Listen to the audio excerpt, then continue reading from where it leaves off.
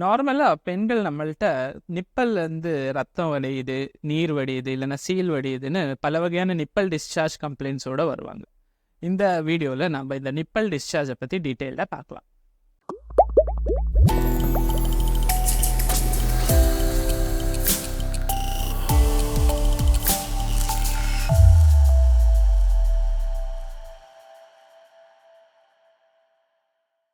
வணக்கம், நான் doctor Dayananda Srinivasan, cancer surgeon. Normal பிரெஸ்ட்டில் பால் செக்ரேட் பண்ணுற கிளாண்டோட சேர்த்து பல வகையான மற்ற கிளாண்ட்ஸுமே இருக்கும். இந்த பிரெஸ்ட்டோட ஃபங்க்ஷன் என்னன்னா, குழந்தைங்களுக்கு பால் ப்ரொடியூஸ் பண்ணிவிட்டு பால் ஃபீட் பண்ணுறதுக்கு ஹெல்ப் பண்ணக்கூடிய ஒரு ஆர்கன். இந்த ஆர்கனில் வந்துட்டு நம்ம ப்ரெக்னென்சி மற்றும் லாக்டேஷன் பீரியடை தவிர்த்து மற்ற நேரங்களையும் கூட இந்த கிளாண்ட்ஸ்லேருந்து கொஞ்சம் கொஞ்சமாக செக்ரீஷன்ஸ் உண்டாயிட்டு இருக்கும். ஆனால் இந்த செக்ரீஷன்ஸ் வந்துட்டு அந்த பிரெஸ்ட் டிஷ்யூலேயே அப்சார்ப் ஆயிரும். சம்டைம்ஸ் என்னாகும், இந்த செக்ரேஷன்ஸ் நிப்பல் வழியாக வெளியே ஏற்றும் போது அதை நிப்பல் டிஸ்சார்ஜாக நம்ம பார்க்குறோம். இந்த பிரெஸ்ட்டில் ப்ரெக்னென்சி மற்றும் லாக்டேஷன் இல்லாத டைமில் இந்த பிரெஸ்ட் நிப்பல்லேருந்து ஏற்படக்கூடிய டிஸ்சார்ஜை நம்ம அப்நார்மல் பிரெஸ்ட் டிஸ்சார்ஜ்னு சொல்லுவோம். அப்நார்மல் பிரெஸ்ட் டிஸ்சார்ஜ் ஏற்படுறதுக்கு பல வகையான காரணங்கள் இருக்குது. அது என்னன்னு இப்போ நம்ம விரிவாக பார்க்கலாம். இந்த பிரெஸ்ட் நிப்பல் டிஸ்சார்ஜில் மோஸ்ட் காமனாக நம்ம பார்க்கக்கூடிய காசஸ் என்னென்னா ஹார்மோனல் இம்பேலன்ஸ்ன்னு சொல்லுவோம். பெண்களில் வந்துட்டு இந்த ஈஸ்ட்ரோஜன், ப்ரொஜெஸ்ட்ரான், ப்ரொலாக்டின் போன்ற பல வகையான ஹார்மோன்ஸ் நம்மளோட பாடி ஃபங்க்ஷன்ஸை மெயின்டைன் பண்ணிகிட்ருக்கோம். இந்த ஹார்மோன்ஸில் சம்டைம்ஸ் இம்பேலன்ஸ் ஏற்படும் போது ப்ரொலாக்டின் லெவல்ஸ் அதிகமாக ஆச்சுன்னா இந்த பிரெஸ்ட்டில் இருந்து டிஸ்சார்ஜ் ஏற்படுறதுக்கு வாய்ப்பு இருக்கும்.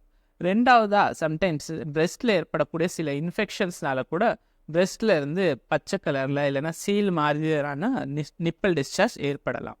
சம்டைம்ஸ் பிரெஸ்ட்டில் இருந்து ரத்தம் வடிகிற டிஸ்சார்ஜ் கூட ஏற்படலாம். இதுக்கான காஸ் என்னன்னா டக்ட் பேப்பிலோமான்னு சொல்லுவோம். சில டைம் பிரெஸ்ட் கேன்சரில் கூட இந்த மாதிரியான பிரெஸ்ட் நிப்பல் டிஸ்சார்ஜ் ஏற்படலாம். சில வகையான மெடிசின்ஸ் டிப்ரெஷனுக்கு எடுக்கிறப்போ அது கூட பிரெஸ்ட்டில் இருந்து இந்த மாதிரி நிப்பல் டிஸ்சார்ஜை ஏற்படுத்தலாம். இந்த நிப்பல் டிஸ்சார்ஜில் என்ன வகையான டைப்ஸ் இருக்குதுன்னு இப்போ நம்ம பார்க்கலாம். நார்மலாக இந்த பிரெஸ்ட்டில் இருந்து வரக்கூடிய டிஸ்சார்ஜ் பழுப்பு நிறத்தில் இருக்கலாம், அதாவது ஸ்ட்ராக் கலர்டுன்னு சொல்லுவோம். சில டைமில் வந்துட்டு ரத்தத்தோட மிக்ஸ் ஆகி பிளட் கலரில், அதாவது ரெட்டாக வரக்கூடிய சான்சஸ் இருக்கும். சம்டைம்ஸ் பால் மாதிரியான டிஸ்சார்ஜ் வரலாம், அதை வந்துட்டு கேலக்டோரியான்னு சொல்லுவோம். அடுத்து நம்ம பார்க்கக்கூடிய சிம்டம் என்னன்னா, சம்டைம்ஸ் க்ரீனிஷ் கலர் டிஸ்சார்ஜ் ஏற்படலாம், அது வந்துட்டு சீல் மாதிரி வடியும். இதெல்லாமே டிஃப்ரெண்ட் டைப்ஸ் ஆஃப் நிப்பல் டிஸ்சார்ஜ்னு சொல்லுவோம். இந்த மாதிரி நிப்பல் டிஸ்சார்ஜ் ஏற்படும் போது அந்த நிப்பல் டிஸ்சார்ஜோடு சேர்த்து நிப்பலில் வேறு எதனா மாற்றங்கள் இருக்கான்னு கூட நம்ம கவனிக்க வேண்டியிருக்கும். சம்டைம்ஸ் இந்த நிப்பல் வந்துட்டு உள்நோக்கி இழுத்திருந்தா, அதாவது நிப்பல் ரிட்ராக்ஷன்னு சொல்லுவோம். சம்டைம்ஸ் நிப்பலை வந்துட்டு ஆப்போசிட் சைட்லையோ இல்லை சேம் சைட்லையோ டீவியேட் ஆகிருக்கக்கூடிய வாய்ப்பு கூட இருக்கும், அதை நிப்பல் டீவியேஷன்னு சொல்லுவோம். இதோட சேர்த்து பிரெஸ்ட்டில் வேறு எதனா கட்டி இருக்கா இல்லையான்னு கூட கவனிக்க வேண்டியது ரொம்ப இம்பார்ட்டண்ட்டாக இருக்கும். இந்த மாதிரியான சிம்டம்ஸ் இருக்கிறவங்க ஃபஸ்ட்டு டாக்டர்கிட்ட போயிட்டு கன்சல்ட் பண்ணிக்கிறது நல்லது.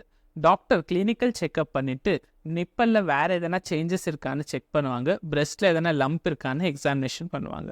இதெல்லாம் பண்ணதுக்கப்புறமா அந்த நிப்பல்லேருந்து வரக்கூடிய டிஸ்சார்ஜை ஒரு ஸ்மியர் மாதிரி பண்ணிவிட்டு அதை வந்துட்டு சைட்டாலஜி டெஸ்டிங்க்கு அனுப்புவாங்க.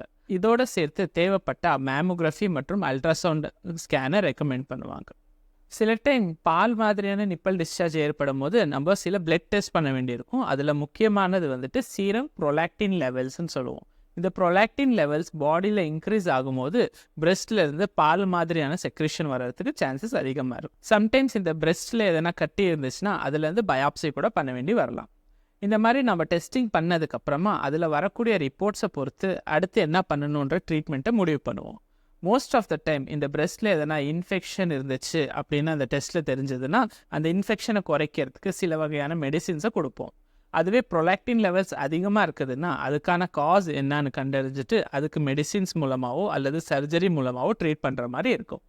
அதுவே அந்த பிரெஸ்ட்டில் எதனா கட்டி இருந்துச்சு, அது என்ன வகையான கட்டின்னு தெரிஞ்சுக்கிறதுக்கு பயாப்சி டெஸ்ட்டில் பண்ணியிருக்கிற ரிப்போர்ட்டை பொறுத்து அதுக்கான ட்ரீட்மெண்ட்டு அமையும்.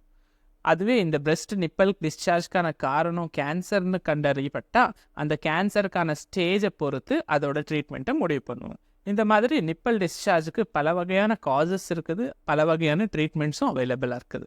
உங்களுக்கு இந்த மாதிரியான சிம்டம்ஸ் இருந்துச்சுன்னா எங்களோட சேனலுக்கு நீங்கள் கமெண்ட் பண்ணி தெரிஞ்சுக்கலாம். நன்றி, வணக்கம்.